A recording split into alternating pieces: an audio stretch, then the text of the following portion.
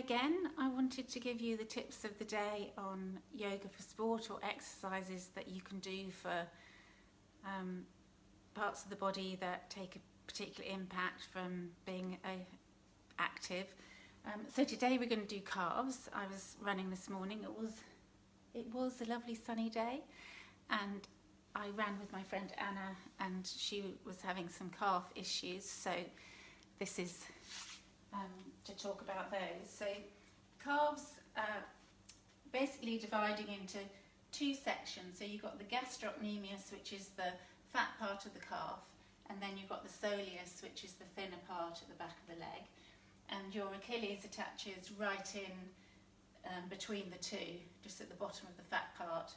So you can't stretch the Achilles because it's a tendon that you don't stretch, so you want to stretch the muscles around that. So issues with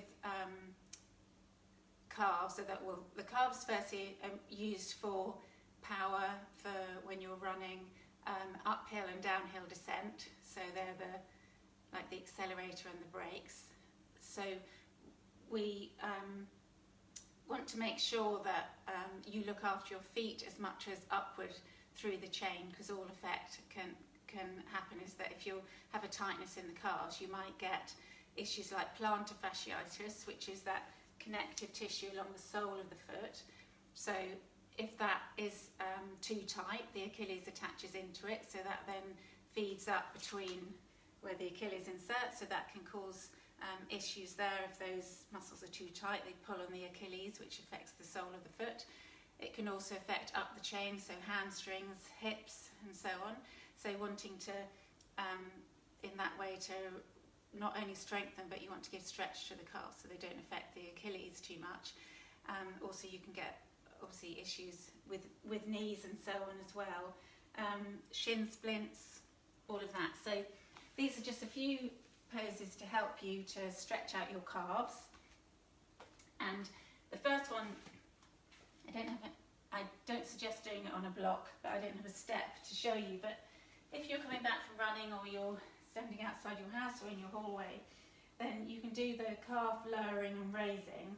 So you'd have, hopefully I don't ping off the block here, but have your toes and just the balls of your feet on the step, and then you want to lift up on your toes and then lowering the heels below the level of the step, and that's eccentric, so that means that the muscle is working but in length, so that's really good to help stretching out the muscle. And then as you lift up, that's shortening the muscle, so that's working for strength and stretch, but doing it nice and slowly, as slow as you can. So as you're lowering down, you could count to 10. And with all of these, you can do 2 or 3 repetitions. And if you have calf pain or tightness, then maybe 2 or 3 times a day until it eases, and then just keep up with general stretching.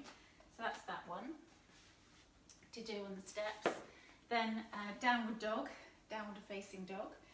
So this one is a brilliant for the whole body stretch. But firstly, when you're in down dog, what a lot of people have, if they don't do yoga or understand, or it's a lot about your core. So when you're in the down dog position, which is that classic V, is that it's not so much about where the heels, if they can touch onto the ground. It's more about, you want the energy lifting up towards your hips, so squeeze your core, so you want to tip your tailbone up towards the sky, because otherwise if you don't engage your core, your weight dumps into your wrists, so not so good. So you'll place your hands, index finger pointing forward, spread your fingers out from there, and then press into the index finger and the thumb so you don't roll outward. Lift your hips up, and if your hamstrings are tight, which is often with runners, come on your toes, bend your knees, and you want to get that length in your spine, so squeeze your core, lift your bottom up, and feel as if you're bringing your chest towards your thighs. If it feels good, you can start, just take your thigh bones back, and you can even roll up a towel and put it lengthways under your heels, and then if you like that feeling of pressing down. And this is a lovely stretch for the calves. If you then paddle slowly, we call it walking the dog, paddle one heel up as you press the other heel down into the mat. And it's a really lovely stretch, not only for the spine, but the whole of the back of the legs, but in particular the calf as you press the heel down. So that's another one. Walk the dog. And down dog, by the way, is really brilliant for an all-over stretch. So Raffles does that every time he gets out of his bed. He has a good old stretch, so dogs know it's really good to get that spine, lengthen the spine, stretch out the back body and engage the front body. So what else we get? Straight leg. Oh yeah. So when I'm running, I'd always stop when I come home to do this one. So say you had a tree or a fence, or you're at home, whatever. So you want to basically stand with your arms out in front of you, and then you're going to take one straight leg back. So actually I'll come over here. So bend through the front knee, and then you want the feet pointing in the same direction. So press the back heel down, straight leg, and really push the heel down. And that's your calf stretch. So work into it, feel how you might need to move your foot further away or bring it in. If you want to do the lower calf, you step that back foot forward a little and bend the knees, or you can even bring the toes. This one is easy if you had trainers on. Toes press in, gently press the hips forward, straight leg, and that helps to stretch the soleus, the lower part of the calf. And then the last one, foam rolling, or actually you can use a therapy ball or cricket ball, whatever. So to come down and to roll the calves out. So this can be more, the foam roller is for the overall calf, and the ball can be more spot specific. So hands behind you, and then pressing through the other heel, and literally lift your bottom up and roll all the way up and down, and you'll find it, you'll feel that point where you go, oh god, that's a bit tight, and just hang around there, just work into it. You can roll the foot sideways, either way, other side obviously.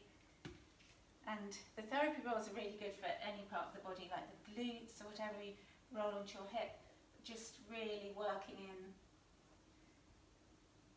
to a specific area. There we go. So that was it, that was calves. Tomorrow 2 o'clock same time I'll do a live as well on another yoga for sport stretches and yoga poses. So see you then, and if you'd like any more, I'm on YouTube, Emma Ryan Yoga, which I've got 20 minutes, 30-minute, hour classes that I've recorded, and I have my online classes on my website, emmaryanyoga.com. Have a lovely day. See you for the last live tomorrow.